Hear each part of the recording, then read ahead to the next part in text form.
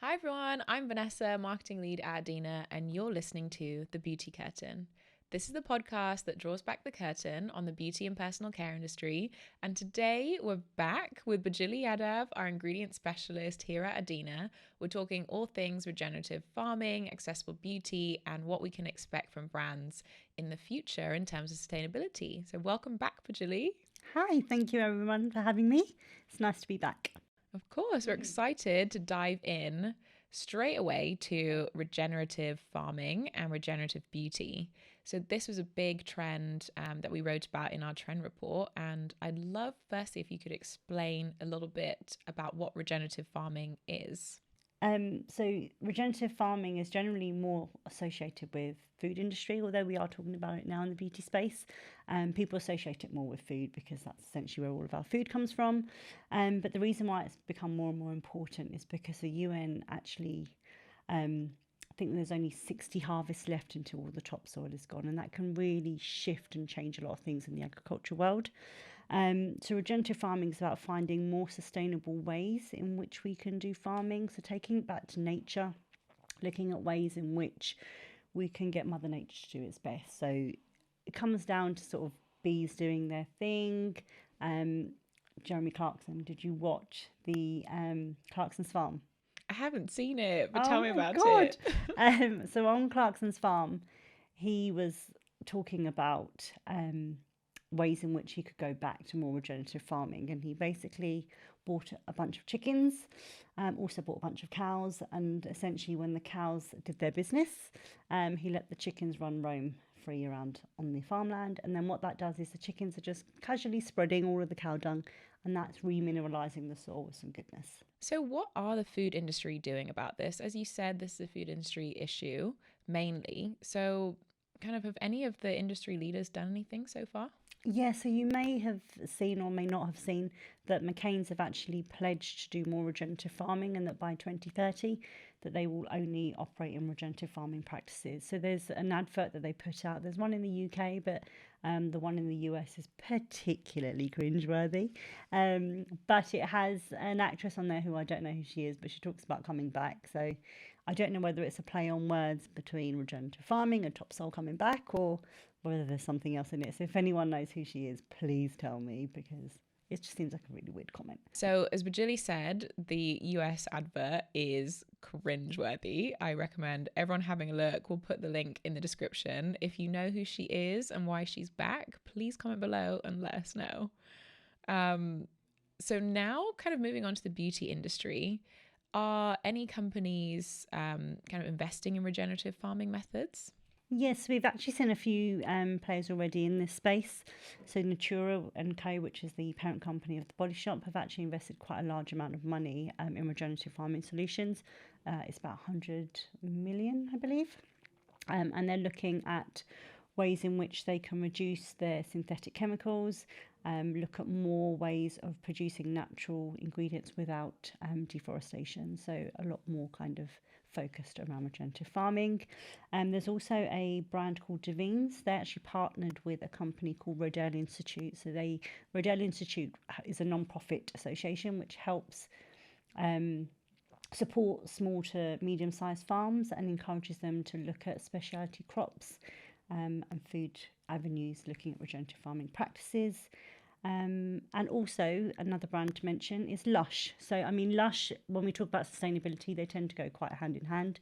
People know how good they are at sustainability, but they actually have a range of perfumes looking at regenerative farming, and each of the perfumes have a different fragrance or a different key scent or key note that contains an ingredient taken from regenerative farming practices. I mean, those are some pretty big brands that you mentioned, making waves in regenerative farming. As this is such a huge issue, I mean, you said there are 60 harvests left. Is there any policy that's coming in to kind of help brands help with this issue? Yeah, so I think a lot of this is being driven by the EU Common Agriculture Policy. So that policy is essentially encouraging farms to look at new ways of regenerative farming.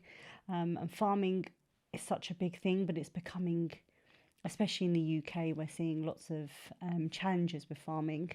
And this EU Common Agricultural Policy is really helping to shape the way we think of a farm and how we can look at more regenerative practices in farming. How do you see regenerative farming evolving in the future? Because it's such an important topic, I think with the grants that the EU Common Agricultural Law are giving, we're going to see more and more of a push on farming to move that way. We're also going to start seeing bigger players within the food industry looking at this. I mean, McCain are already talking about it, and I believe Pepsi have some kind of initiative, and so do Microsoft. So the more and more of the bigger players that get involved in this, the more it's going to be spoken about and the more it's going to be understood, essentially. And I think that's going to start driving things from a personal care point of view, because it's usually a trickle down effect with a lot of these things. They start off in one industry and then they trickle down to another. So the push in terms of the cosmetic industry is that a lot of the ingredients, especially if you are going down the sustainable route, is natural. They do come from the earth. And people know that obviously palm free doesn't necessarily mean good, because although you're no longer using palm, you're then using coconut, which is just moving the problem from side to side. So I think regenerative farming becomes important because it's looking at diversity and how we can really help to enrich our soil to give us the best of the natural ingredients. Now, another micro trend that's really important in our trend report this year is accessible beauty. So we all know inclusivity has come on leaps and bounds in the past few years. The struggle, in the past to find a foundation as a person of color to match your skin was a struggle, but now we see brands like Fenty Beauty with huge ranges of colors. But I feel like we haven't seen the same evolution in the accessible space. What are we seeing from brands in order to tackle this issue? Vanessa, you are 100% right on the whole foundation struggles. I remember looking back at pictures of my 15-year-old self and cringing at how bad my foundation was. But thankfully, the industry has moved on. And as you mentioned, the accessible space is still a little bit untapped. And I think it's because brands are a little bit more cautious to enter in this market, because as soon as you are, all eyes are on you. People are quick to criticise if you have missed something.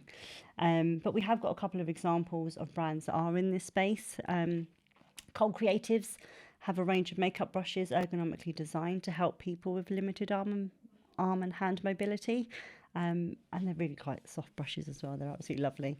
But there's also a company called Guide Beauty, which is not just necessarily focusing on people with limited hand and arm mobilities or impaired sight, but also for people that just don't know how to use makeup.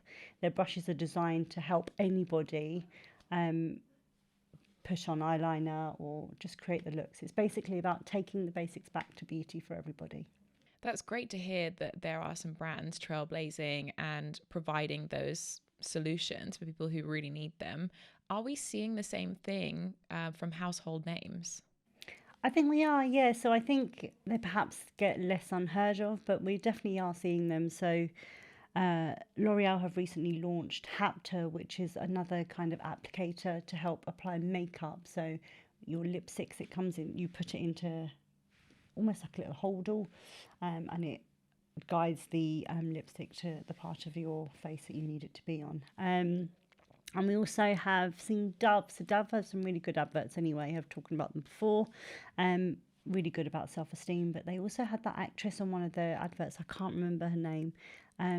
But she has limited eyesight. And she was talking about how their shampoos and conditioners, or basically with any hair care, you need to be able to feel it. And she said that with the Dove product, she could feel a difference on her hair. She felt confident and happy with how her hair felt. And it's just nice to see that they're including including people with limited sight in their adverts as well, and creating a conversation around it. Talking about the feel of her hair and how that's really helped her, what can people do in terms of formulating to maybe formulate for more accessible product? There's many ways in which you can look at providing things like that. I mean, when it comes down to limited sight, it is going to be more around the touchy-feely things, how nice it feels, how lovely it smells.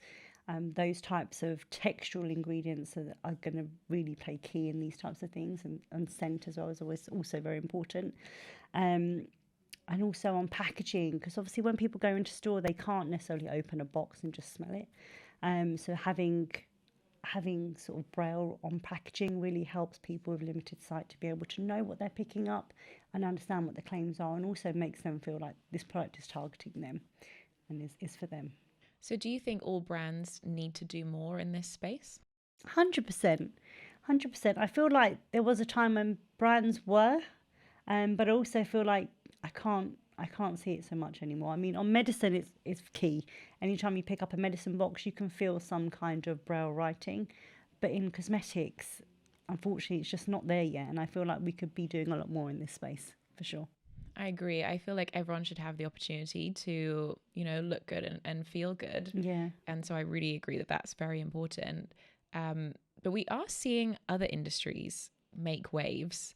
I want to bring up Barbie. So we actually had model Ellie Goldstein comment on our Instagram, which was very exciting. And it looks like Barbie are making waves in this space. So can you tell me a bit more about this? Yeah, sure. So, Barbie over the years have evolved. So when I was young, all you could see was a blonde, blue-eyed Barbie, completely worlds apart from me. But as the years have gone on, they've started introducing a variety of different Barbies, not just with different skin tones or hair colours, but also with different job titles and sort of career roles as well. So before they're always quite feminine and always had dresses and things, and now they've got them. Now they're showcasing more diverse Barbies. But they also have just recently launched their first ever Barbie with Down syndrome. And I believe she was the spokesperson for that particular launch of Barbie. Yeah, I can tell you firsthand that representation is very important. I remember getting my first Mel B Barbie. And for the first time, I was like, wow, Barbie looks like me. Yeah. So it really is important. But to round up this section, what are we going to see from brands in terms of sustainability, accessibility, all of the topics that we've covered today in the future? I mean, sustainability is always going to be important. I don't think we can correctly call it a trend. I think it's going to be a movement that we're going to see across the entire industry. You either love it or hate it, but it's there. And in terms of just having sustainable checkboxes is never going to be enough now. You are going to have to be pushing and providing more information, essentially, so that people can trust what they're purchasing. And there's different ways in which we can look at doing that. So plastic tax, the UK introduced plastic tax, and that is now forcing bigger brands to look at alternative packaging for their products. Food industry in particular, Mars bars now should be available in paper packaging, and it's just kind of pushing the movement forward. There's also collaborative efforts, I think, is going to be key in this particular space. There's a movement called the Plastics Pact, and the Plastics Pact is it's basically a group of various different people from different industries, and they're all coming together to look at ways in which we can reduce plastic. And on the back of that, we are seeing that movement with the Mars bars in paper packaging. We're seeing people using less coloured plastic because obviously that is harder to recycle and reuse. So collaborative efforts are going to be a real big push in this particular space. So the Plastics Pact, as I mentioned before, is around collaborative efforts, and most of the things we've seen so far have been in the food industry. But in terms of cosmetics, we can look at repackaging, redesigning the way we package items, for instance. So making packaging that's more designed for end of life. And I think I saw a stat that basically said that if the cosmetic industry moved all of its packaging designs to refillable or reusable designs, we could see an 80 to 85% reduction in greenhouse gas emissions. So that's quite a huge saving on gas emissions, and it's just small changes that we could make from a packaging point of view. A brand called Can, basically when you get it, it looks like a food can with like a ring pull, but then they had this little pump actuator thing that you can then push on top. You can screw it on, put it on top, and then it's there for life. Then when you finish, this can is actually recyclable, so you can just put it in your normal recycling at home, and then they can send you another can, and you literally just take this off and pop it on your next one. So it's a really nice way of people still being able to use products in a nice, easy, simple to use way, but still getting the best out of packaging. All of what you've just said is really important for brands to understand. Is there anything else that you think brands should know about the evolution of sustainability moving forward? Yeah, sure. I mean, I mentioned before, sustainability is a love or hate thing, but what people need to know is sustainability is here to stay. It's not a trend, it's a movement, and people need to be aware of that. But brands also need to be aware of how to make it suitable for everybody. You can't just say, oh yeah, I'm good, I do this, I do that. That's not good enough anymore. You need to really show that you're doing good, and you need to be able to connect and communicate with all people from all different backgrounds, whether it be from lower incomes, people of colour, people with disabilities. Like, brands need to be showing that they are inclusive of all types of people, and I think that will help resonate home a lot more.